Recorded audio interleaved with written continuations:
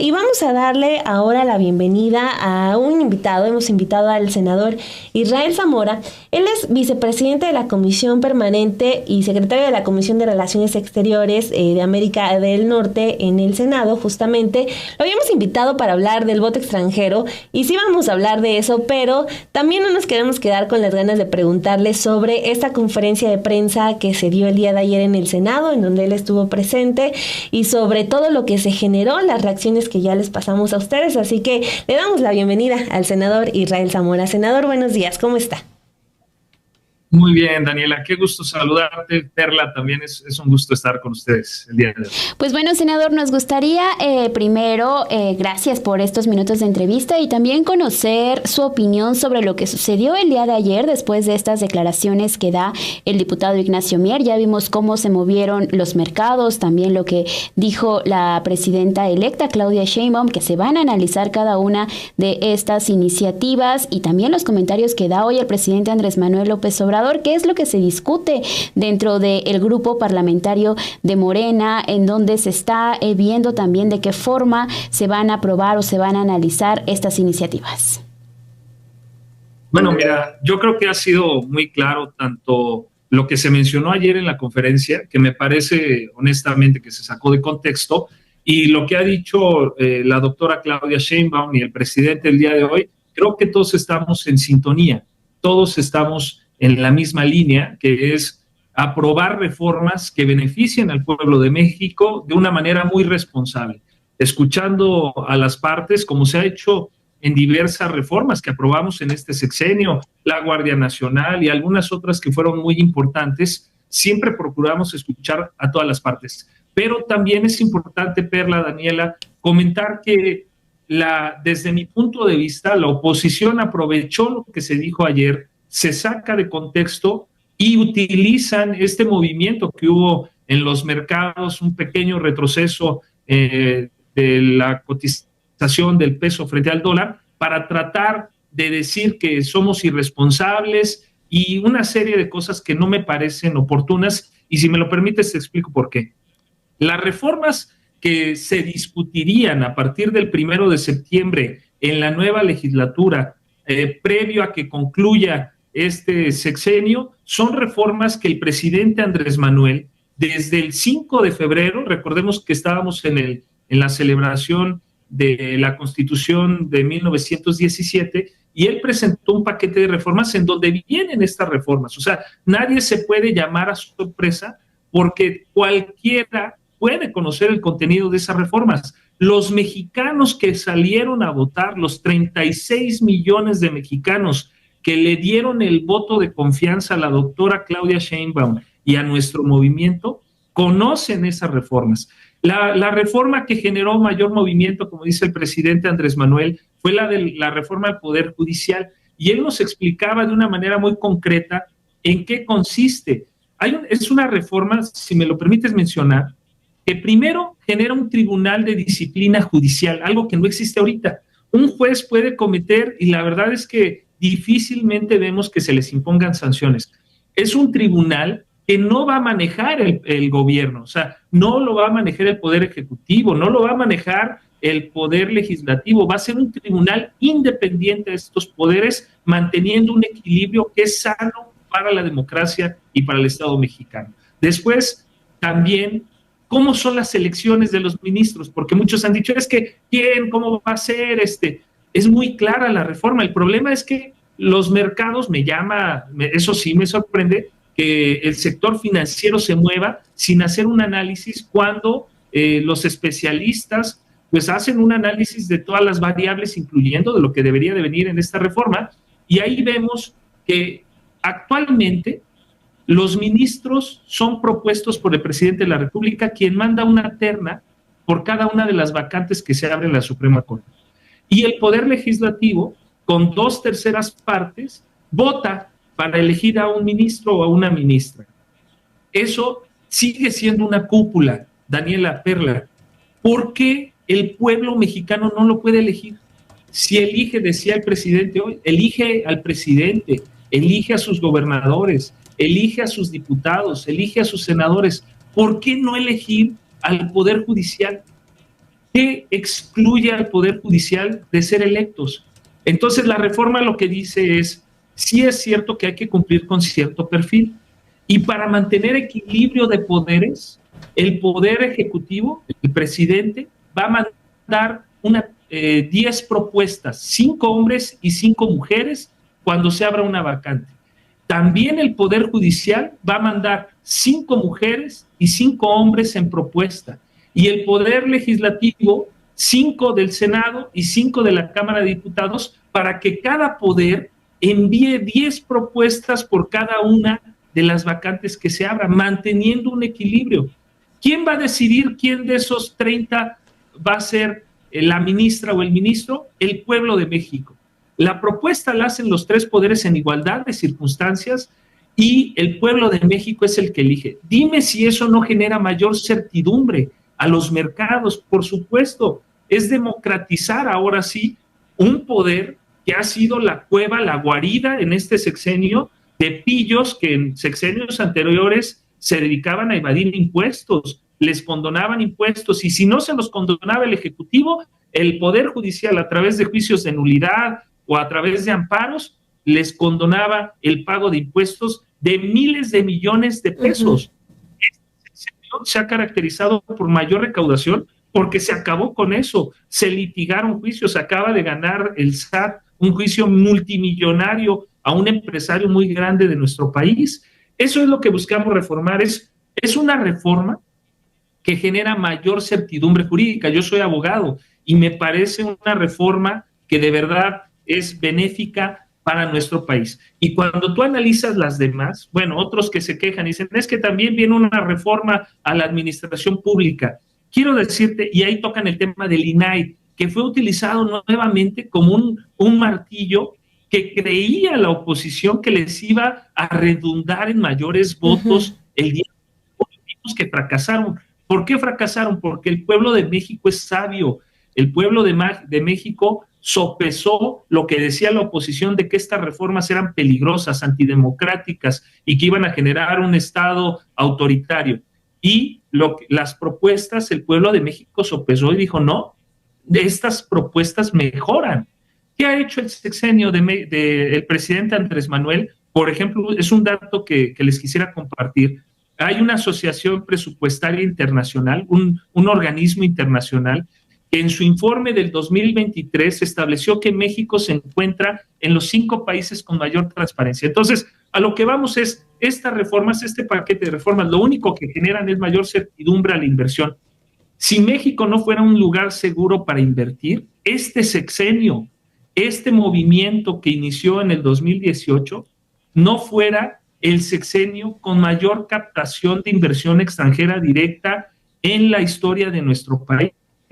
Este sexenio se rompieron récord de inversión extranjera directa recibida. México se convirtió en uno de los países, solo después de Estados Unidos, de China, de Brasil y de Alemania, en captar mayor inversión extranjera. Si no hubiera certeza, si no hubiera certidumbre, pues entonces no estaría pasando esto. Claro. Y el próximo sexenio es la continuación de este movimiento. Entonces, estamos seguros que es un movimiento en los mercados que fue artificial, producto de malintencionados, como lo decía el presidente, que aprovechando una declaración de un diputado que forma parte de nuestro movimiento, la sacan de contexto y tratan de aprovechar, y ahora trata de sacar raja política la oposición de ello. Lo que va a suceder es que se van a acentuar las aguas y el próximo sexenio va a ser un sexenio con mayor democracia, porque la transformación continúa, se está continuando en la mejora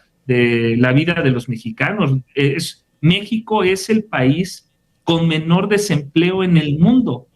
Tiene una tasa de ocupación laboral de arriba del 97%. Bueno, eso sí no lo tiene ni el... Entonces, México, decía el presidente, sacamos a 5 millones de la pobreza, pero hoy mencionaba algo que se dio apenas a conocer por la Coneval, de que 4.1 millones de trabajadores, le llaman pobreza laboral, salieron de esa pobreza laboral. Una pobreza laboral que quiere decir que sí estás trabajando, pero tu salario no te alcanza a cubrir la canasta alimentaria, imagínate. y de eso salieron 4.1 millones por las políticas que ha implementado este movimiento. Exacto. Entonces, y vamos a ver una mejora en la economía y en la relación del peso con el dólar. Exacto, senador. Creo que sí, nuestra discusión, la necesidad y la urgencia que hay y que pensamos varios en reformar el Poder Judicial, centrándonos en lo que dice el presidente, la reforma que generó el nerviosismo más en específico. Y más allá de que nosotros podamos estar de acuerdo, pues el pasado domingo quedó demostrado que son millones los que quieren ese cambio en el Poder Judicial. A mí me gustaría preguntarle sobre esta idea que se está generando sobre que se pasarían reformas fast track, o sea, tipo escuela priista de sin consultar en sábado en la madrugada. ¿Qué nos puede decir de esto? Morena, de plano, pues surge del rechazo a ese tipo de comportamientos, entre muchos otros de estos partidos que gobernaron durante años. O sea, ¿no va a caer en lo mismo Morena? No, creo que este sexenio se demostró. Hay reformas en donde sí llega un momento, decía el propio presidente, de definición, pero muchas otras reformas se lograron, sí, también escuchando no solo al PRI y al PAN, sino también a Movimiento Ciudadano. Eran intercambios en la comisión, por ejemplo, para darte un ejemplo concreto que demuestra esto que estoy diciendo, en la Comisión de Trabajo y Previsión Social, que fue una comisión que aprobó en 6 años 30 reformas, cuando en 30 años solo se habían aprobado 6, fue producto de un intercambio de opiniones entre el PRI, el PAN, Movimiento Ciudadano, y logramos avanzar en reformas muy importantes como duplicar las vacaciones, etcétera. Entonces, Morena va a seguir, ese es el papel. El tema es cuando tratan de mentir, cuando tratan de utilizar argumentos que son mentira, que no tienen un sustento, y en ese momento es donde te tienes que definir y avanzar, pero de ninguna manera Morena va a utilizar los votos. Es que la representación no fue gratuita, o sea, eso también lo tenemos que entender, es un mandato. El pueblo de México, los 36 millones, votaron conociendo el Plan C, que básicamente resume esto, de adelante con esas reformas constitucionales que se habían parado por una oposición que regateaba, que trataba de negociar y decir, yo te doy mi voto, pero a cambio, ¿qué me vas a dar?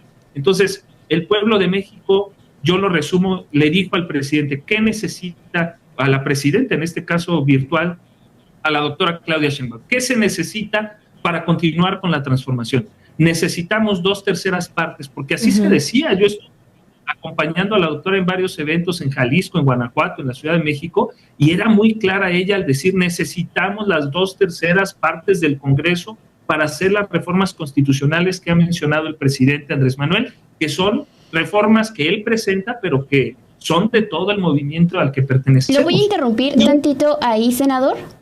Discúlpeme, porque justo tiene que ver una pregunta que le quiero realizar en torno a esto que está mencionando, porque la doctora Claudia Sheinbaum en los eventos en los que se presentó durante la campaña electoral, y como bien acaba de mencionar, hacía énfasis en esto, en tener una mayoría, en tener tanto diputados y legisladores para que pasaran estas iniciativas. Vimos un primer proyecto del presidente Andrés Manuel López Obrador que envía el pasado febrero, pero se está previendo también dentro de los legisladores quienes vayan a estar en este Congreso de la Unión, que venga otro proyecto también de la doctora Claudia Sheinbaum, en donde haya a lo mejor modificaciones a esta primera iniciativa que presenta el presidente López Obrador, o qué es lo que también se tiene en este panorama y en este contexto, senador.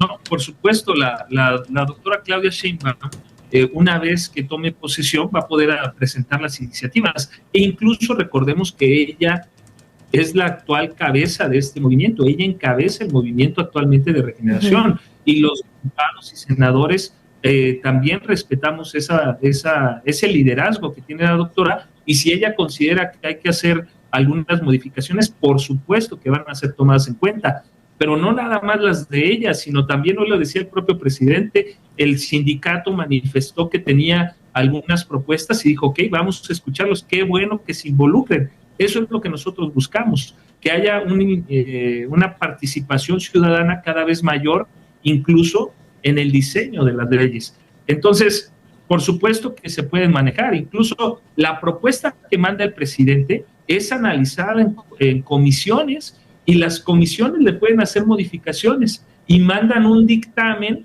Imagínate, viene de la comisión, dice no nos gustó esta parte del presidente, votamos en comisión que se le hagan modificaciones, se somete al pleno y el pleno puede estar también en contra de lo que dijo la comisión, decir, oiga, no nos gustó esa, la dejamos como venía o incluso modificamos y hacemos una tercera. Eso se puede hacer en las comisiones también a través de las reservas, etcétera. Entonces, por supuesto que se puede modificar. El texto que envió el presidente no quiere decir que es el definitivo que se vaya a aprobar. Lo que sí es que creemos que lo que mandó el presidente en general es conveniente para la democracia de nuestro país. Eso sí. Ok, senador, pues una última pregunta sobre ese tema y ya pasamos al otro tema que era el asunto de nuestra entrevista originalmente. No está dentro del paquete de las reformas que presentó el presidente López Obrador el pasado 5 de febrero, pero ¿van a aprobar la reforma de las 40 horas laborales, la reducción de la jornada laboral? Sí, ese es uno de los temas ahí que se quieren aprobar. Quiero mencionar, fíjate, también todas las reformas que se van haciendo, las laborales. Yo participé en parlamentos abiertos, que fue lo que anunció ayer la virtual presidenta, la doctora Sheinbaum, que incluso ella considera que se deben hacer parlamento abierto para estas reformas, y se escuchaban al Consejo Coordinador Empresarial, a la Coparmex. Vamos a duplicar las vacaciones, a pasarlas de 6 días que se generaban después de un año de trabajo a 12. Y eso, en el caso que tú mencionas, pues también se hace. Pero no solo eso. En algunos temas, porque también nos lo han preguntado en otras entrevistas, nos dicen, no, oiga, senador, pero eso de más programas sociales y nos vamos a endeudar. Y no, para todas las propuestas, cuando se involucra presupuesto, se pide la opinión de la Secretaría de Hacienda y Crédito Público. Y ellos dicen, oye, lo que están promoviendo es inviable, no nos va a alcanzar por estos gastos que tenemos, etcétera. Entonces, decirle al pueblo de México que las decisiones que se toman ya en la práctica son muy responsables. La primera que no va a estar de acuerdo en endeudar al país, porque así lo ha mencionado, es la doctora Claudia Sheinbaum, y la Secretaría de Hacienda y Crédito Público ha demostrado una gran responsabilidad, tanto que la doctora ha pedido al actual secretario que continúe en el próximo sexenio. Entonces creemos que está comprobado que este gobierno y este movimiento en general en el Congreso ha sido responsable. Y no lo decimos nosotros. Gallup, una empresa que se dedica a hacer encuestas en el mundo, una de las que tiene mayor prestigio en el mundo, dijo que la confianza en el presidente es actualmente del 80%, a diferencia, en el tiempo de Peña Nieto terminó con 24% y Calderón terminó con el 40%. El presidente está terminando con 40% porque las personas han visto en sus mesas, en sus vidas, materializado un beneficio. Y por eso digo que esa responsabilidad nosotros podemos decir que deriva de los resultados, y que le decimos al pueblo de México, tengan confianza, porque ya se ha demostrado de manera muy objetiva, con datos muy duros, que las reformas que se han hecho nunca en este sexenio han buscado el beneficio, como antes sí sucedía, de los grandes corporativos, y que unos se enriquecieran, y no el principio que estableció el presidente de por el bien de todos, primero los pobres, ha demostrado que ha beneficiado aún a las clases medias, a las clases altas. Por eso también esas clases votaron a favor, en su mayoría, de la doctora Claudia Sheinbaum y no del proyecto de oposición. Sí, senador, pero sobre esto de lo que yo le preguntaba, que era la reforma, la reducción de la jornada laboral, ya hubo parlamento abierto, es decir, ya se cumplió también con esa parte del proceso. ¿Sí le van a dar prioridad? ¿Sí o no? Sí, yo estoy de acuerdo. Ahí sí te quiero decir que hay varios compañeros que pueden tener diferentes puntos de vista. En el actual que son dentro de Morena. Puede haber, sí, quien diga, oye, es que 40 horas hay que analizar si sí son necesarias. Creo que la pandemia, a mí en lo particular, me demostró que la eficiencia no va en proporción a veces o la productividad no está en función de las horas trabajadas. México es uno de los países más productivos y eso se ha demostrado. Hay datos duros que hemos visto en los parlamentos que tú mencionas, y decir que es un tema que se va a discutir. Es un tema que está pendiente precisamente porque no se alcanzaron a lo mejor en esta legislatura los acuerdos necesarios para sacarla adelante, pero por supuesto que es un tema que vamos a seguir. Lo que sí queremos dejar en claro es a la clase trabajadora es nuestra prioridad, es una de nuestras prioridades, y se ha demostrado en el hecho de establecer como nunca un crecimiento del 113% del salario mínimo. Antes el crecimiento, nada más para darles un dato, crecía al año 2 pesos el salario mínimo. En este sexenio el promedio ha sido de 26 pesos el crecimiento anual, o sea, más de 10 veces lo que antes ocurría. Entonces también eso se vio en lo que queremos reformar, es que se establezca en la Constitución también que el salario mínimo jamás podrá incrementarse por debajo de la inflación. Entonces, estamos, nada más para dejar tranquilo también a la clase trabajadora de nuestro país, es una de nuestras prioridades y así se ha demostrado también en el trabajo que hemos hecho en este sexenio. Sí, pues es también parte, ¿no?, de el por qué la gente vota por Morena, por los partidos que también están en alianza, si son parte de este paquete de reformas y de iniciativas también que conlleva el Plan C. Eso por un lado, y ahora sí entremos a lo que nos atañe para hablar con usted, que es parte del voto que emitieron los connacionales, nuestros paisanos allá en el extranjero, que vimos una gran participación. Y esto también, ¿cómo se va a tomar en cuenta para que se siga incentivando este voto, senador? Porque lo que vimos es que se duplica el número de personas que emiten un voto. Vimos largas filas, esto pese también a que se metieron en su momento iniciativas para que la gente pudiera votar, pudiera asistir sin que tuvieran una credencial de elector. Todos los trámites que vimos, se tiene que ir modificando también este tipo de leyes, cómo puedan emitir un voto en el extranjero los paisanos, porque se ve que sí hay ganas de emitir este sufragio. Entonces, cuéntenos esta manera en que ustedes están tomando estos datos y lo que se vaya a proponer en un futuro para que se siga incentivando este voto, senador.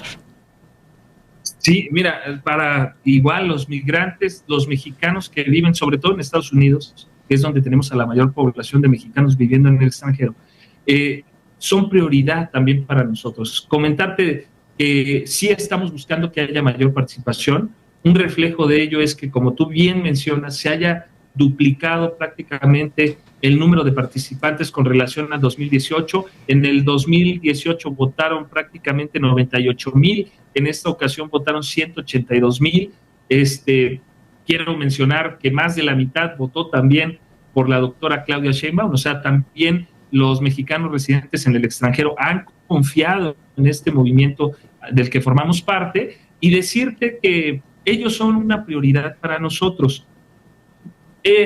La oficina del censo en Estados Unidos establece que hay más de 40 millones de mexicanos viviendo en el extranjero. Eso es una tercera parte de nuestra población. Eso hay que tenerlo en contexto. Pero por datos que nos compartió en una visita aquí el embajador de Estados Unidos en México, Kenneth Salazar, decía que esa cantidad podría llegar hasta 70 millones de mexicanos, 70 millones viviendo en Estados Unidos. Entonces, por supuesto que son una prioridad. Hoy daba el dato el presidente en la mañanera de que este año se espera recibir de remesas, son 65,000 millones de dólares, o sea, una cifra récord. Y por supuesto que el movimiento ha tratado de retribuir eso que ellos han hecho. Hicimos una reforma a la Constitución para que los hijos de mexicanos nacidos en el extranjero también ya puedan tener la nacionalidad mexicana, algo que se les había negado en otros sexenios. Y lo que queremos es que participen más. A nosotros no estamos felices porque se duplicó el voto este sexenio, ¿no? Participaron el doble de personas, pero todavía creemos que hay un margen muy amplio de trabajo. Imagínate, de los 40 millones, vamos a dejarlo en 40 millones, en Estados Unidos solo tenían credencial para votar 1.5 millones. ¿Qué sucede ahí? Que muchos tienen temor de ir a los consulados porque su situación en Estados Unidos es irregular y entonces tienen miedo de que las autoridades migratorias de Estados Unidos, al ir al consulado, los puedan deportar o puedan darse cuenta que están ahí. Entonces lo que necesitamos es mucha información, es decirles, facilitar la credencialización, eso es fundamental, eso es de los pasos que yo creo que se tienen que implementar a partir de ahora, una campaña permanente de credencialización, para que si ahorita tenemos 1.5 millones con su credencial, nos vayamos a más millones de mexicanos. Si son 40 millones y la mayoría de ellos son mayores de edad, pues puede ser que lleguemos a 20, 15 millones de mexicanos credencializados. Entonces, ese es un punto importantísimo, una tarea pendiente, facilitarles. Hay que recordar, es que eso también es muy importante, que el consulado no es autoridad electoral. Las elecciones que nosotros vimos, las largas filas, quiero decirte que se debió al voto que le llaman presencial, a las personas que votaron. Pero el voto presencial solo fue el 3.1% de los votos recibidos. Quiere decir que el 75% de los votos fue emitido de manera electrónica, por internet, y un 21% fue a través del correo postal, que ese es otro gran avance que logró el movimiento. Antes, en los sexenios anteriores, se tenía que pagar, imagínate en el tiempo de Calderón, tú tenías que pagar, ¿quieres votar? Ok, tú pagas el envío de tu voto. Y el ciudadano tenía que pagar, cubrir con su dinero, era algo ilógico. Entonces, actualmente el voto postal también ya lo cubre el Estado, y eso es importantísimo. Entonces, queremos nosotros que participen más ellos. Para nosotros, México está cada vez más integrado con Estados Unidos, somos su principal socio comercial, ya desplazamos a China, pero lo que queremos es que los mexicanos participen más. México ha contribuido no solo a nuestro país, sino también a Estados Unidos. Entonces, tiene un valor para nosotros los migrantes mexicanos viviendo allá importantísimo, y por eso queremos que también ellos tengan en sus manos el rumbo, el futuro de nuestro país. Senador Israel Zamora, muchísimas gracias por habernos acompañado hoy en Café y Noticias para hablar de dos temas muy importantes. Muchísimas gracias. Gracias, Daniela y Perla, y perdón que me haya extendido ahí, pero son temas muy apasionantes. No, para eso está el espacio. Muchísimas gracias. Gracias, hasta luego. Gracias por la oportunidad. Gracias.